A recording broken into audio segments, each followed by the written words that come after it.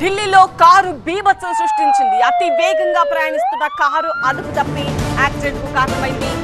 మలుపు దగ్గర మరొక కారును తప్పించబోయి జనాలపైకి దూసుకొచ్చేసింది ఎండీవర్ వెహికల్. ఆల్ఫా 2 ప్రాంతంలో ఈ ప్రమాదం జరిగింది. రోడ్డు పక్కన కూర్చున్న వాళ్లపైకి కారు దూసుకు వెళ్లడంతో పలువురికి తీవ్ర గాయాలయ్యాయి. ఈ ప్రమాదంలో 2 కార్లు కూడా ధ్వంసమయ్యాయి.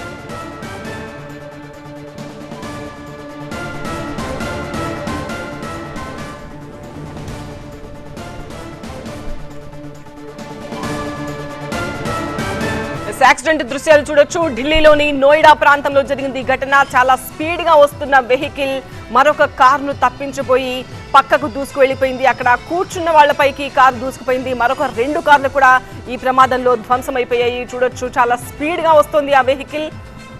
అక్కడ కొంతమందికి తీవ్రంగా గాయాలయ్యాయి. వాళ్ళందరినీ హాస్పిటల్ తరలించి చికిత్స అందిస్తున్నారు. సీసీటీవీ విజువల్స్ రికార్డ్ అయ్యి చూడొచ్చు. చాలా స్పీడ్ గా వస్తున్న వెహికల్ అక్కడ చైర్ల పైన కూర్చుని ఉన్న వాళ్లపైకి, రోడ్డు పక్క కూర్చున్నారు వాళ్ళపైకి ఒక్కసారిగా దూసుకు వెళ్లిపోయింది.